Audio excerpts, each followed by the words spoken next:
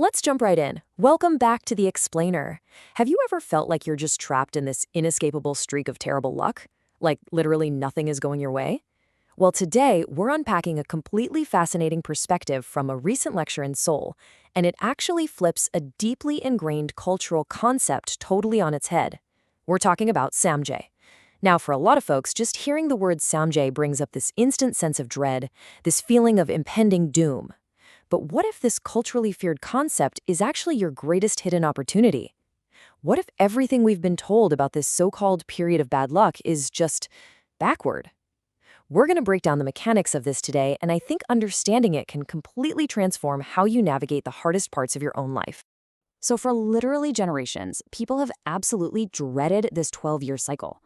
Historically, Samjae has been viewed as this guaranteed, unavoidable 3-year stretch of inevitable disaster, failure, and just downright hardship. I mean, people buy charms, they refuse to make big life decisions, and essentially, they just brace for impact. But what's totally blowing my mind about this lecture is the fundamental question it poses.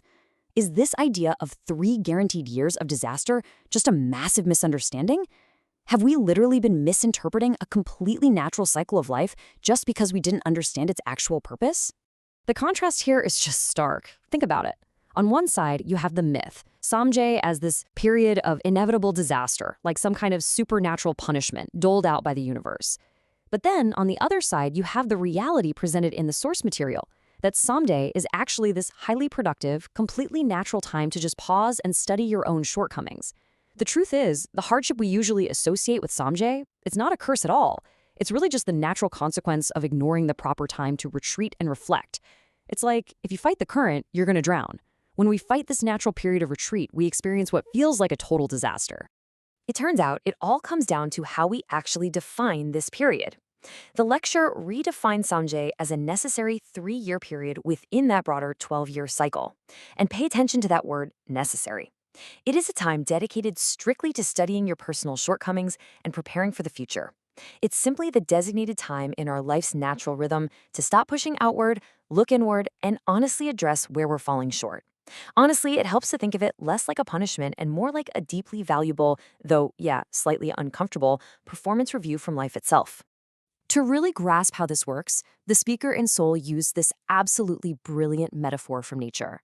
They said, in a land of 4 distinct seasons, winter is when trees draw their water down. Just picture a tree in the dead of winter. It looks bare, right? Maybe even lifeless on the outside. But it definitely isn't dying.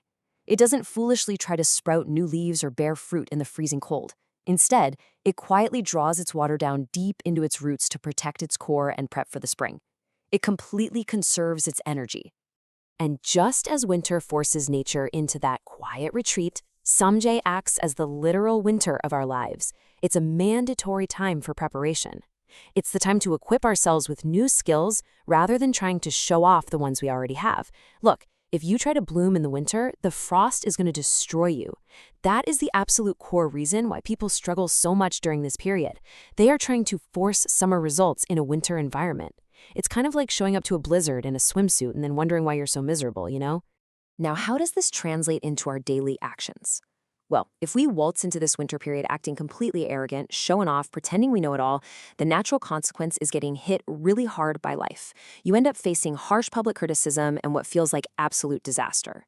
And that right there is exactly what people mistakenly label a curse. But if you flip that behavior, if you study humbly and just observe, the consequence completely shifts. You experience immense growth and set yourself up for future blessings. The disaster is really just the friction of your arrogance rubbing up against a period that absolutely demands humility. Okay, so how exactly are we supposed to study during this time? The speaker breaks it down into 3 surprisingly practical ways. First off, don't chase immediate results. Just suspend your need to win right now. Second, study your current environment. Now, that doesn't mean hitting the library. It means deeply observing the space you are already in. That could be your workplace, your family dynamic, your community, wherever you happen to be. And third, accept criticism as guidance. You're basically looking for the gaps in your knowledge and character, and guess what? Your environment is going to happily point those gaps out to you. Which brings us to a really uncomfortable but absolutely vital realization. Look, nobody likes being criticized. We all hate it. But during this phase, criticism is a tool for growth, not an insult. Crucially, if someone calls you out during these 3 years, the trick is to swallow your pride and not take offense. Just don't get defensive. Instead, use their words as a direct reference point to understand and fix your own flaws. Think of it this way. If you're in your winter of studying your shortcomings, criticism is literally the textbook you're supposed to be reading. It's just data.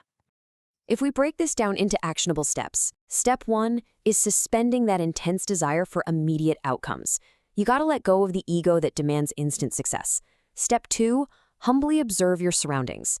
Just watch how people interact, spot where the friction points are, and pay attention to what role you play in them. And step 3, absorb that feedback to build your inner capability.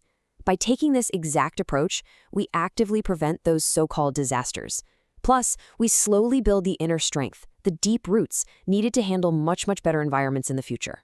When we zoom out and look at the entire 12-year cycle as a whole, the rhythm suddenly makes perfect sense. Years 1 through 9, that's your time for action and external growth. That is your spring, summer, and autumn. You are actively expanding out into the world. But years 10 to 12, the Samjae period, are purely for retreat and internal study.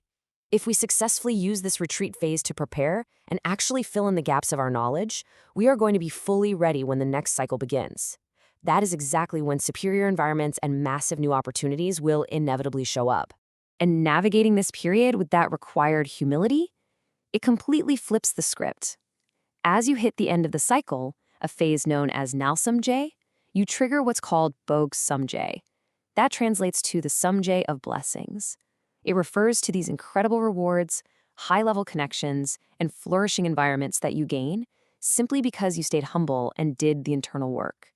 You effectively transform the 3 most dreaded years of the entire cycle into an absolute launchpad for immense blessing. Honestly, what I find most empowering about all of this is the realization that a disastrous Samjae or a blessed Samjae isn't just randomly assigned by fate.